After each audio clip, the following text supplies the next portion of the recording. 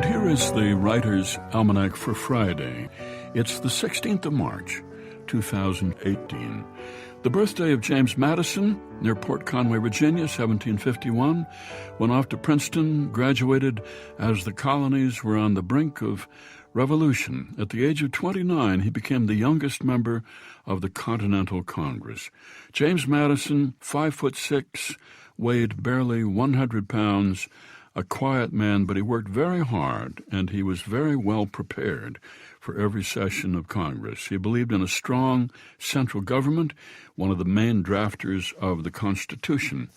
He was elected to the new House of Representatives in the first U.S. Congress when he introduced the Bill of Rights. He lived to the age of 85, died one morning, eating breakfast in bed. He wrote to Thomas Jefferson, "We are in a wilderness without a single footstep to guide us. Our successors will have an easier task, and by degrees the way will become smooth, short, and certain." 1850, on this day, Nathaniel Hawthorne's novel The Scarlet Letter was published. When he finished writing The Scarlet Letter, story of Hester Prynne, who as a child out of wedlock, forced by the Puritans to wear a large scarlet letter, A for adultery, on her chest, he read it aloud to his wife, Sophia, who went to bed with a terrible headache, and he took that as a sign that he had written a pretty good novel. And it's the birthday of Alice Hoffman, New York City, 1952. Went on to graduate school to study writing. She thought that the magical stories that she had loved as a kid didn't fit into adult writing, and then she read Gabriel Garcia Marquez's 100 Years of Solitude, and it changed her life.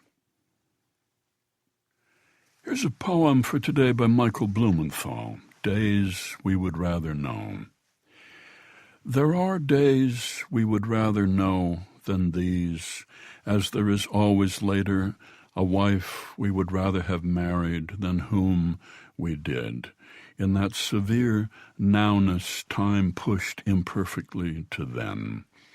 Whether standing in the museum before Rembrandt's Juno, we stand before beauty, or only before a consensus about beauty, is a question that makes all beauty suspect and all marriages.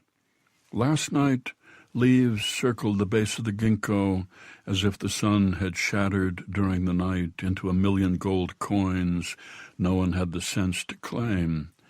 And now there are days we would rather know than these, days when to stand before beauty and before Juno are convincingly the same, days when the shattered sunlight seeps through the trees and the women we marry stay interesting and beautiful both at once, and their men. And though there are days we would rather know than now, I am, at heart, a scared and simple man, so I tighten my arms around the woman I love, now and imperfectly, stand before Juno, whispering, "Beautiful, beautiful," until I believe it. And when I come home at night, I run out into the day's pale dusk with my broom and my dustpan, sweeping the coins from the base of the ginkgo, something to keep for a better tomorrow, days we would rather know that never come.